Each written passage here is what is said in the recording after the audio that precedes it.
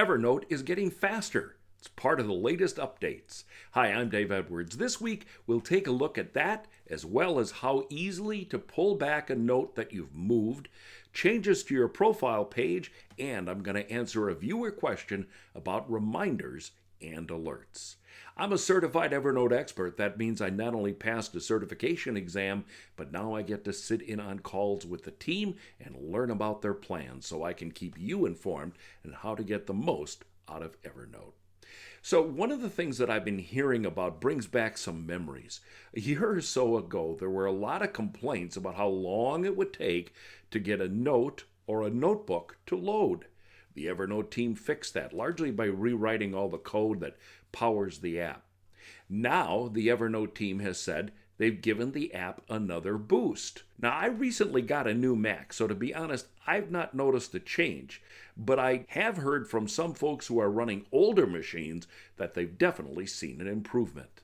So basically what happened is the way notes run in the background. It used to be that whenever you opened a note or started a new one, it would have to reload the entire editor. Now the editor opens the minute you start the Evernote app, and then it waits for you so that when you need it, it's already running. Now I imagine if you're running an older machine, you're more likely to see that change. According to the Evernote team, their new code puts less of a drain on your machine's CPU. Evernote says this cut loading time in half and also saw a 50% reduction in the CPUs needed to load the list. You should also be seeing things run faster, not only if you're running an old machine, but also if you're on your iPhone or your Android. Another update helps fix mistakes that we make. In this case, when you move a note and then change your mind. When you move a note to another notebook, you're going to find a new button. And let me show you what this is. So I want to move this note, and I'll come over to Move, and I want to move this to Client B, and I hit Done. Well, now if you notice, it tells me that it's moved it, but I can also undo that action. And now it will go back to its original position. So if you've moved it to the wrong place, it's an easy way of putting it back. That saves steps where you have to retrace your steps. I look forward to the Evernote team building up more features like this in the future. Oh, and there's another change that Evernote has released with little or any fanfare. It's a redesigned profile page. This is a beta change, so it's likely going to evolve. Click on your profile, then Settings, and you can pick like Plan and Billing.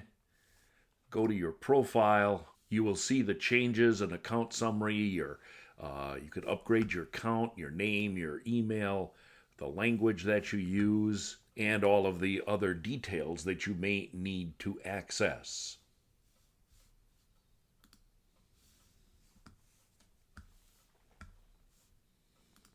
If you aren't seeing these features show up, check that you're running the latest version of Evernote to get all the latest features. Now, all of this stuff that I've been talking about today happened in the upgrade to version 10.130 on desktop or 10.133 on your mobile devices. Okay, now let's move on to a question from a viewer. Barry wrote, I'm struggling to understand how push notifications should work on your mobile and on the web for overdue tasks. Currently, when I set a reminder, I get no notifications, so it becomes pretty pointless as a task manager. My requirements are pretty basic, but I do need reminders.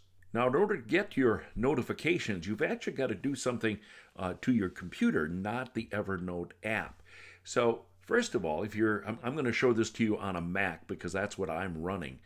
If you select the little Apple menu setting and then hit System Settings and then Notifications, when you look in your app list, you'll click on Evernote and then make sure the switch is clicked next to Allow Notifications.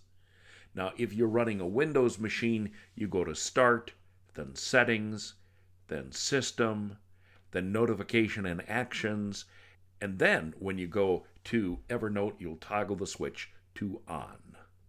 Similar with your iPhone and your iPad, open the Settings app, go to Notifications, and in the app list find Evernote and turn on the Allow Notifications button.